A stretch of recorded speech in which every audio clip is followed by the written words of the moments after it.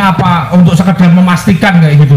Apakah sempat ngomong-ngomong atau berbicara ngobrol dulu lah intermezzo dengan apa saudara Bambang Tri ini keyakinannya seberapa istilahnya terkait dengan kepalsuan ijazah ini? Apakah saudara sempat berbincang-bincang sebelumnya? Kalau misalnya saudara misalnya melihat karena saudara juga apa YouTuber juga, sekarang misalnya saling bertanya dengan Pak Bambang kan sudah tahu bisa ini sebenarnya. Jadi misalkan ini Fulan nyolong ayam, nyolong sepeda, saya akan diam.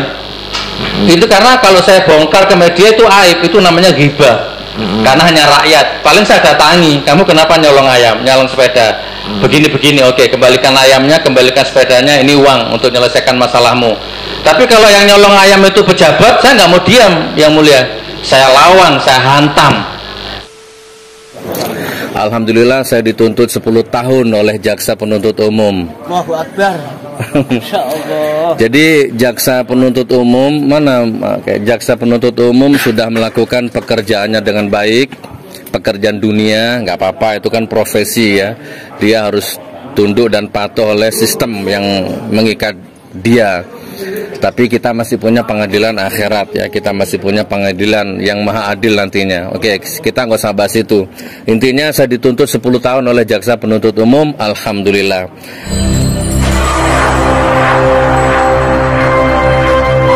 Assalamualaikum warahmatullahi wabarakatuh. Saat ini saya sedang di depan pengadilan negeri Surakarta bersama dengan Dr. Taufik. Jadi di sini ini adalah pengadilan yang mengadili Gus Nur dan Bambang Tri. Jadi kemarin agendanya adalah tuntutan. Dari tuntutan itu kami ingin menyoroti dari segi penasihat hukum. Yang pertama adalah tuntutan 10 tahun itu saya anggap tidak wajar, karena itu apa dosanya Gus Nur sama Bambang Tri sebenarnya? Pada negara ini apa dosanya? Apakah dengan mengkritik? Apakah dengan negara bangkrut? Dengan berbicara seperti itu apakah merugikan negara? Apakah negara terus rugi triliunan rupiah? Tidak, saya rasa. Yang rugi adalah ketika negara dijadikan ajang untuk korupsi, dijadikan ajang untuk saling menimbun harta. Dulu zaman Rasulullah pernah berpesan bahwa kalau pengen kaya itu jangan jadi pegawai, jadilah pedagang. Kalau orang sekarang itu semuanya pengen kaya dan pengennya masuk jadi pegawai. Jadi negara ini, mohon maaf, ini kritikan dari saya, kalau memang pengen kaya jangan jadi pegawai. Itu. Dan di sini ini yang saya soroti adalah Gus Nur tidak merugikan siapapun. Beliau itu adalah ulama, beliau itu adalah seorang yang setiap hari mengajak kebaikan demi agamanya. Bahkan beliau punya pondok pesantren yang ada di Palu, dan itu semua biaya adalah gratis. Semua yang biayanya adalah dari kantong Gus Nur sendiri dan dari donatur, tidak meminta dari negara atau dari manapun.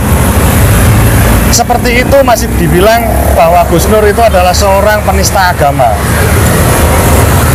Di persidangan dalam JPU dalam menghadirkan saksi-saksi, fakta dan lain sebagainya, itu untuk penistaan agama, kami yakini bahwa itu tidak akan terbukti.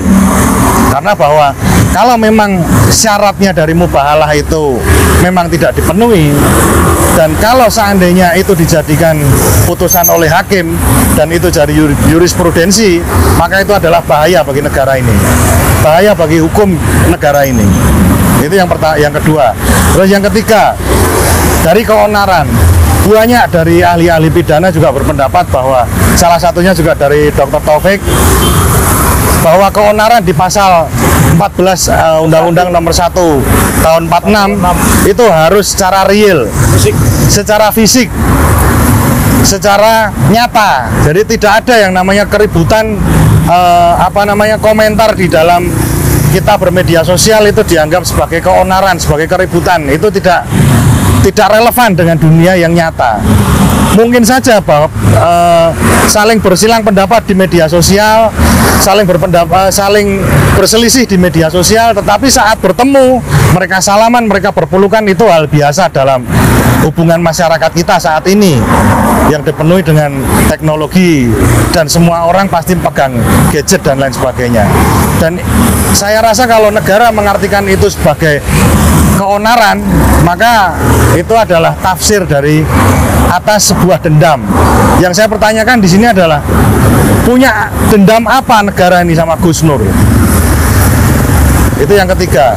Yang keempat, bahwa dalam Undang-Undang ITE juga dalam persidangan, dalam fakta-fakta persidangan, kami temukan bahwa beberapa saksi fakta itu tidak melihat secara langsung dari YouTube. Jadi mereka ditunjukkan oleh beberapa oknum sebuah video download, itu hasil dari download. Jadi kalau menurut kami penasihat hukum itu tidak memenuhi unsur. Dan maka dari itu, kalau menurut saya Gus Nur ini bagaimana Pak untuk putusannya nanti Pak?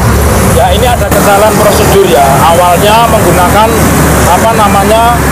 dakwaan kumulatif. Kalau dakwaan kumulatif secara teori dibuktikan satu-satu, nanti dicari pasar yang besar. Ternyata tidak terbukti. Tahu-tahu menggunakan pasal 14 ayat 1 yang ancamannya paling besar begitu.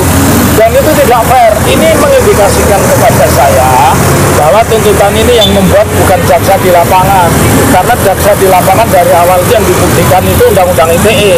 Dan saya menggarisbawahi pernyataan saudara Andika selaku penasihat hukum Gus Nur, di mana di situ disebutkan ada kesalahan hukum acara. Hukum acaranya apa? Mereka tidak pernah mendapat undangan sebagai saksi, tahu-tahu diperiksa dan dihadirkan di depan persidangan. Ini sangat tidak fair, dan ini hanya bisa terjadi di negara yang dikelola oleh satu, orang-orang yang bodoh, ya. Orang-orang yang bodoh itu pasti tidak bisa mikir, misalnya pakai kekuasaan, ya. Kemudian yang kedua, orang-orang yang takut terbongkar aibnya. Dan yang ketiga, pasti ini bagian dari bagaimana menutupi kecurangan-kecurangan. Salah satunya yang terbesar adalah korupsi, ya.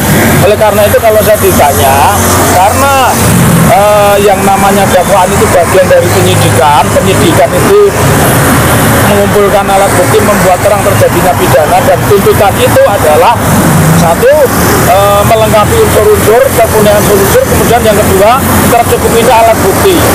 Nah, di dua hal ini berarti unsur-unsur dan alat buktinya tidak tercukupi. Karena tidak tercukupi, saya berharap bahwa yang namanya pengadilan ini, benteng terakhir keadilan, hakim harus berprinsip demi keadilan berdasarkan ketuhanan yang Maha Esa.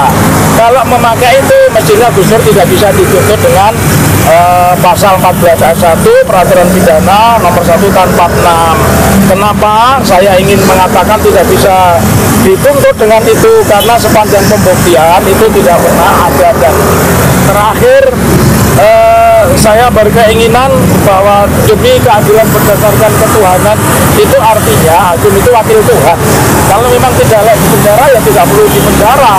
Jadi, tidak perlu mengada-ada. Tidak perlu dipaksakan.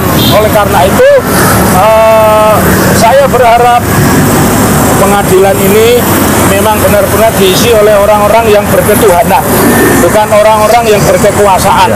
Demikian pendapat saya, dan masih ada secercah ruang nanti kita lihat di pembelaan di penasihat hukum. Dan putusan 10 tahun, tuntutan 10 tahun. Kalau saya kira ini adalah yang mana bahwa fakta-fakta yang terjadi di saat ini yang aktual aja, seperti kemarin dari tragedi Kanjuruhan aja bisa bebas, itu Aneh.